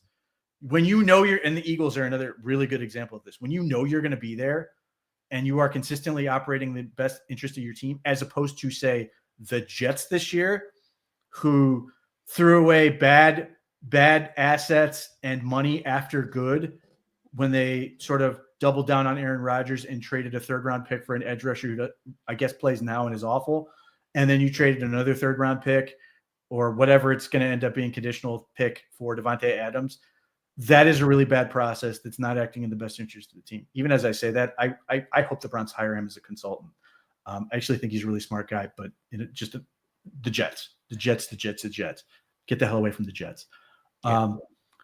But you can plan a lot of these things out. So like you sort of can work this out in terms of not only planning relative to your age, contracts, and some of these things. You can get a good sense. And there are times where I think the Browns have crushed this. And again, I look at 2023, they've done this really well. Now, ultimately, I want the Browns to focus on premium positions. And we can sort of bend the realm of what a premium position looks like. And obviously running back is not in that group. Right. I think you can make a case that defensive tackle should be. Whether the Browns agree with me or not, I'm happy to have that conversation with Andrew Berry when he calls me, is to focus on edge rusher, quarterback, corner, wide receiver in this case, if the value is there, and get those positions. You know what you're not drafting, or at least if it's me, you don't care about linebacker. You just don't. And you don't care about these other positions. And safety, it sort of depends on the lens you're viewing it through. The Browns have treated it like a premium position more than maybe that some other teams would. Now, at the same time, they've actually been pretty good with it. But those are all considerations. So if you focus on those premium positions and you map those out really well, then you can fill in the other, like guard is a premium position to be. Tackle is obviously a premium position to be. Center is not. That I think you can get ahead of this and sort of plan your way out. I think relative to what we saw last year and this year, I think tackle was an oversight. And it's a question they're going to have to answer this year. And that may be something they have to sort of fix in free agency because they're not sure. But overall, I think the Browns have actually done pretty well. And I think they will set themselves, especially with 11 picks, if that's what they end up with, are going to be able to map it out how they want to do in terms of getting impact and playing to the strength of the draft. But that's absolutely how you should do it. Everything through the lens of value. So, for example, let's say, the wide receiver is the perfect example for me in this draft. And I've sort of hinted at this. Like, part of the reason I really like Tet McMillan is, one, I think he's a sensational receiver. But two, because I am very concerned that after him, the draft class sort of falls off a cliff. Yeah. Whereas in other years, you might be able to get into the second round and feel like, yeah, there's still guys I feel like could be a franchise receiver. And there may be guys I ultimately get there with. But that, in that sort of sense, you do sort of map it out. And you're not taking McMillan because you're going, well, I don't know if I'm going to get another opportunity receiver. But if he's the top guy on your board and you're sitting there looking at the rest of the class going, I don't feel great about this, it makes it all the more easy. Or it can function as a tiebreaker. If you're between two guys and you're going, well, let's use Mason Graham as an example. there's going to be more defensive tackles in this class. The defensive tackle class is pretty good. Whereas the wide receiver class, you might sit there and go, I don't see it there. So you might go, well, I'll take McMillan now, and obviously it has to work for you unless you're trading or whatever. But I'm confident that I'm going to be able to get a tackle somewhere else in the draft and feel good about it. They also, I would just say this, I don't think, I can't recall them ever doing this, and I don't think they believe in it, to be honest, this front office, but I don't think they would go sign a wide receiver in free agency because you'll massively overpay. Yeah. You can sign your own guy, but I can't see them going out and signing I don't think they've done that yet. They've either traded or drafted for all their wide receivers. I can't think of anybody they signed. Maybe Marquise Goodwin, but that's like a tertiary signing. That's not like a day one signing or anything like that. So they were talking about signing free agent wide receivers. That's not at the top of Andrew Berry. I guarantee that's not at the top of his list of things to do. If you're going to acquire one, it would be via trade if you thought it was like an Ayuk type thing, or if you thought you could find a franchise guy in the draft. Other than that, you like the guys you have, I think, personally. Yeah, and you made the most important point. Free agency is a terrible way to get wide receivers. Yes. It's trades or draft. And the Browns already did, the Browns obviously did that with Jeudy. They obviously did with Amari Cooper. And look, if there's another opportunity out there, great. But I think it would be more in line with those type of trades.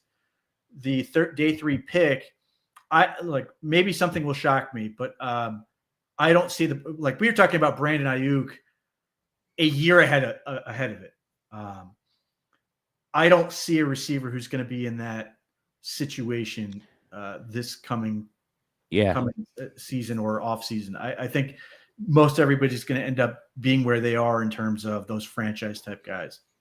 Somebody's going to pay a ton of money for T. Higgins. Yeah, and I wouldn't. I would not. I know.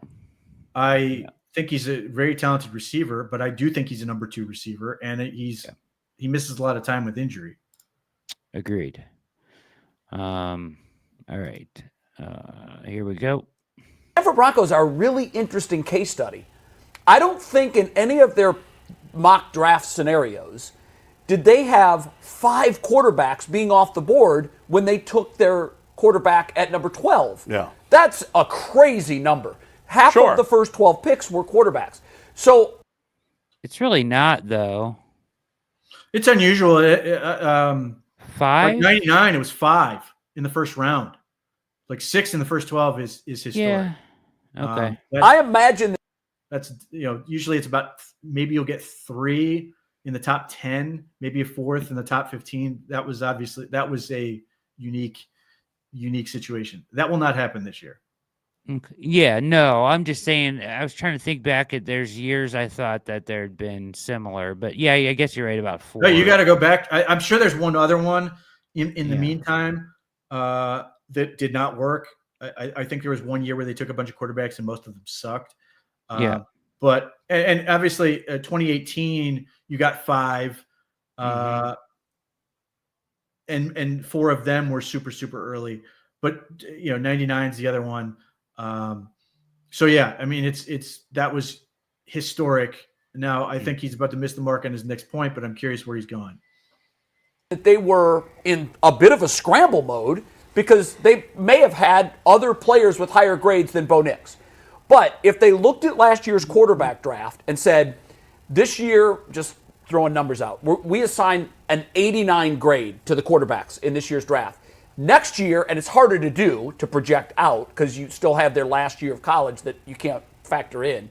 But you kind of look ahead and you say, the quarterback draft next year looks much softer. Right. So we've got to get our guy this year. So even though it's number 6 off the of the quarterbacks, we probably have a better chance at hitting on 6 this year than we do finding a Well, guy and, next and year. they might, like maybe on the Broncos board, Bo Nix was number 2 or 3. I don't know. Yeah, I don't know. You know, we don't know where I they don't know. had him in the hierarchy. And I don't know that we'll ever know because a lot Sure, of no, times they're when never they going to be draft him, honest they'll about say, it. Wow, this worked out crazy Yeah. for us. We had Bo Nix. Sean Yeah, who Payton knows? said he was his favorite quarterback in the Yeah, of draft. course he Well, did. of course he did. did. Yeah. But that's what I'm saying.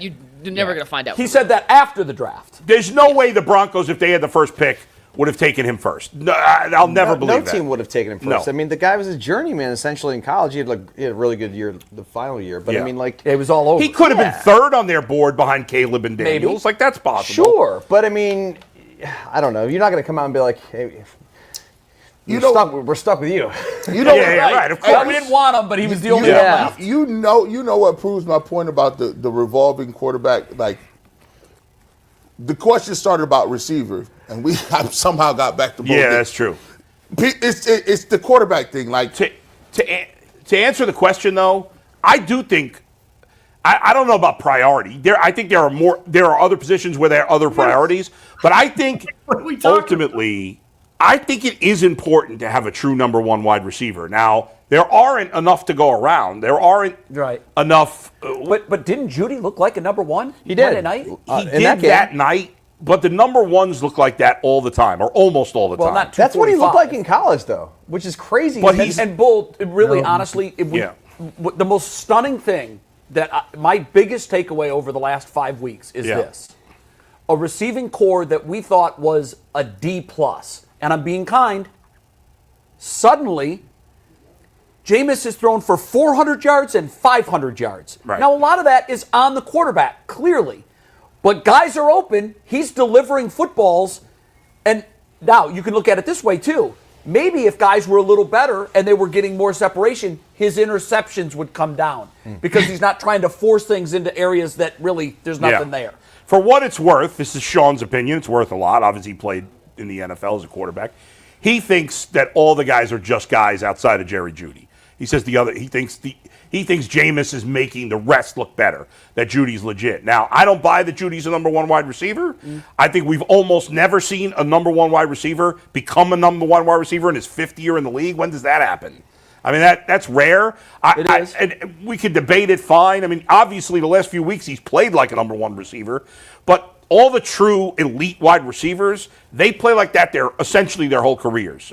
Not that they never have a bad game, but consistently they do that. Now, who knows? If I'm the Browns, you know what's a good problem to have? If the Browns are able to get a legitimate number 1 wide receiver via trade, unlikely, but who knows, or via the draft, obviously all these good young receivers came through the draft. The Browns haven't had luck with the draft for the most part. If they end up getting a guy that's a true number 1 wide receiver and Jerry Jeudy ends up developing into a number 1 wide receiver, that's a perfectly fine problem to have, not a problem. I think Cedric Tillman is a fine number 3. I think he's a number 3. I would let Elijah Moore walk, even though he's done a nice job. Man, I watch these other teams, and I'm watching teams that ain't even that good. Yeah. Have spoils of riches at receivers. The Dolphins, the Texans got 3 good receivers. The Bengals got 3 good receivers. 2. The San Francisco 49ers, multiple receivers. The Seahawks, multiple receivers. And every single year, I keep having to talk myself into the Browns having good receivers. The reality is, guys, they don't have them.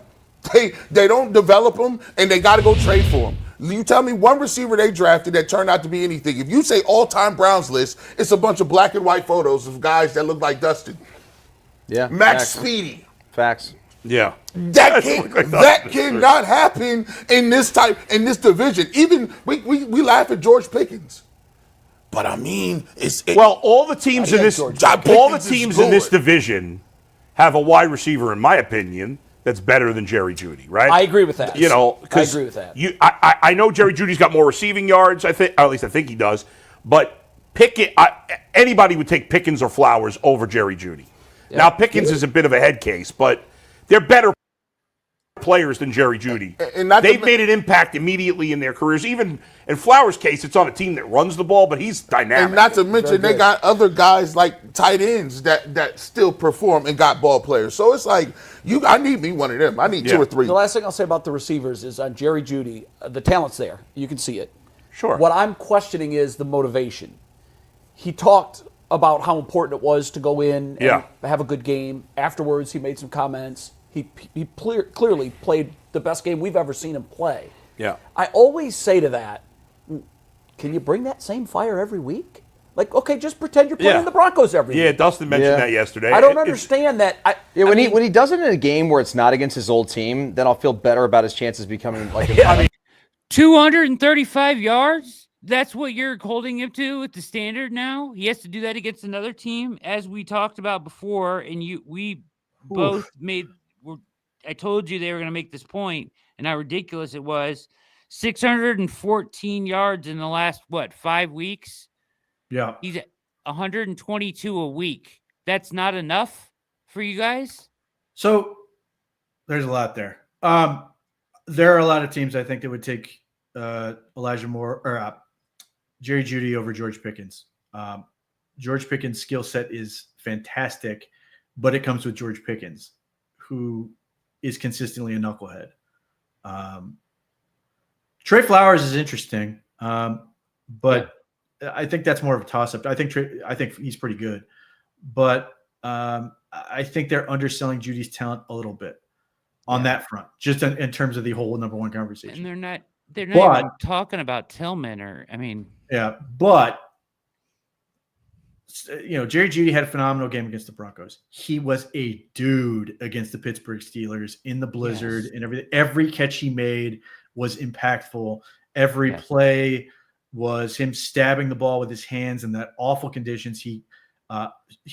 His first catch of the game in that one sparked the offense to get going. His last catch of the game converted the third and 7 that ultimately decided the game.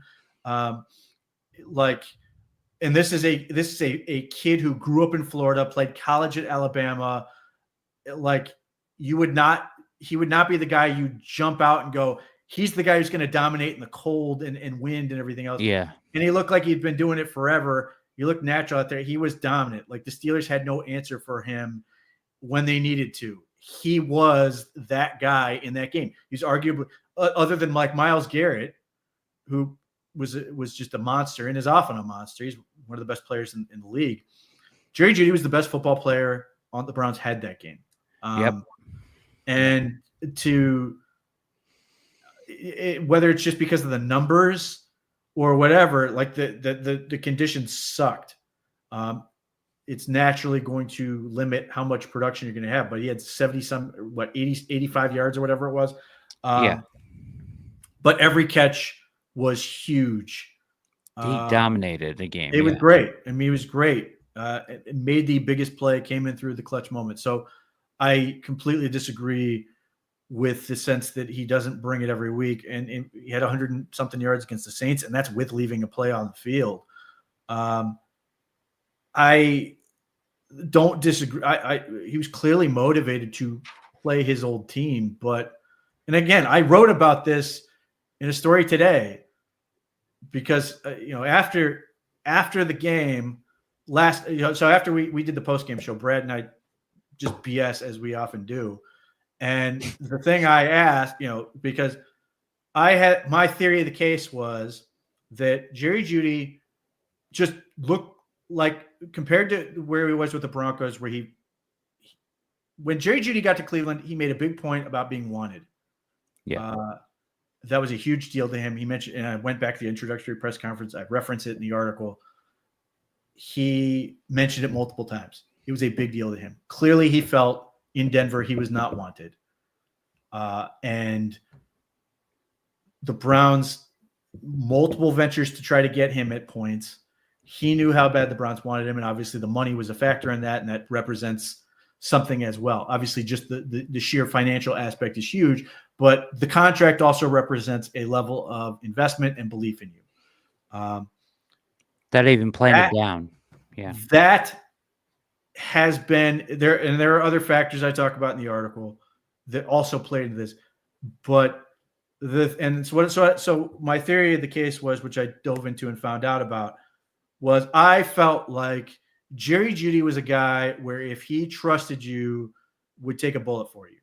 And my question was, who in the Browns organization built this bond with Jerry Jeudy that he is playing like this, the way he was in terms of his just sheer tenacity and the way, the intensity he played with, and just how bad he wanted to win, and how he had this great game after the game and was crushed. Like it was clear on the field he would have given up those receiving yards to win. Yes. That was I never saw that with the Broncos in any form. Certainly once Sean Payton and the new ownership arrived, and there are aspects of that part that play into this, but to me, obviously the numbers sort of support it, but Jerry Jeudy this year compared to last year is a completely different person to me in terms of just how he carries himself and the element of, so to me, and we'll see where this goes. Part of the reason I think this has been such a successful trade for the Browns is because they've gotten this person out of Jerry Jeudy, who is everything that he wasn't for the Broncos, and all the reasons I lay out in the article why he believed that. Some of them you can hold against him, I guess, in some ways, but they were clearly important to him. And I do think that I don't expect he's going to go for 200 and something yards again right away. Maybe he will at some point. Maybe won't. But I do think you are going to consistently get a very good wide receiver. Now, I still don't, and I've said this before, I think he's fine as a number one in a world where you have David Njoku, Elijah Moore, and Cedric Tillman, where you've got enough talent to sort of balance it around for the reasons we just saw. The Brown and they should. They're smart to do everything they could to get him away from Patrick Surtain. And it was obviously successful, and Mikey McDougall broke down the disparity, which was a good note on his part. He's not that guy to me, where it doesn't matter who you put on him. Like where you're just like, no, he's that guy. And even if he was Justin Jefferson, for example, you still want Justin Jefferson to get the weakest possible matchup. You're still benefiting from it, but you still, when you are forced into that situation, you still want him to be a viable option where you're not necessarily feeling like you have to go to someone else on the field. So, to what Bull said, there are not 32. He didn't say it this way, but there are not 32 number one receivers in the league. There's about 10, maybe 15. And I don't put Jerry Jeudy into that category at this point. Maybe he can get there. I don't know. But I don't know that the Browns do either. And I don't think that and we saw it. I don't think that they would turn down an opportunity to make that, to get that dude that they're talking about, that I'm talking about, to get that guy that would make him even better. But I think, we'll see if I'm right. I mean, I'm usually right, that he's going to just continue to be this player for the Browns, and the reasons why play into that. And I think they're really important, and why, and I think the Steelers game sort of crystallized that really more so to me than I think the Broncos game did. I think the Steelers game enabled the Broncos game to happen. Yeah, I definitely agree that. Yeah, I mean, total change in attitude and team, where he puts the team versus self, it feels like. Well, the Browns are big on empowerment with their players. He looks like a guy who has been empowered in a way that is positive for him, where, you want, and I don't care what you're talking about, if you're running a business or whatever, you are going to get more out of people who feel like they have a ownership, a stake in what's happening. Vested interest. He did not feel like, a vested interest. I do not think, based on what I saw last year and the results, I think Jeudy can be criticized for how he played that last year in Denver. He wasn't very good. But I think that is the difference between that this year, that last year and this year, is that he did not feel like he had a future in Denver. He did not feel like he was really part of it. And he clearly does in Cleveland. And I think that makes a big difference. And obviously for some people, they're going to be professional and great all the time. And then there are guys who are going to never be professional. And I think there are guys who they need that bond, that trust, that relationship where they feel like they are heard, listened to, whatever, valued. And I think that's what you're seeing from Jerry Jeudy. Yeah. It's interesting too, because there was frustration there with Watson. Yes, there was. And that's in the article as well. Yeah. And then he's come, you know what I mean, out of that. And he didn't, there was no like breakdown, you know what I mean? So there's frustration with everybody, but it was, it's interesting. But what you're seeing from all the wide receivers with Winston is pretty interesting. And it forces you to view them in a different light. So getting a truer evaluation of what they have going on here. So good stuff, Pete. We're going to get out of here. This is the React, 2 hours on the nose right now. Make sure you hit like and subscribe. Tell a friend about the show if you really like it. Have them tune in. Put your comments in the chat. We appreciate all you guys tuning in every week. And then, Pete, do you have any parting words before we get out of here tonight? Certainly check out, there's a lot of content on the OBR, including that article I referenced. Sign up for the newsletter so you don't miss any of it. But yeah, tune into, obviously tomorrow with all eyes on Cleveland and things I think I know on Friday and all the rest of the lineup. Subscribe to the podcast feed if you just want to make sure you don't miss any of it and have it on the road or whatever. But yeah, as always, appreciate the support. People keep showing up for some reason, but we will be here. We appreciate it. Every single one of you. So thank you all very much. And we will see you next week. Thanks for watching. Keep it locked at the OBR. For Pete Smith, my name is Brad Ward. This has been another edition of The React. We are out.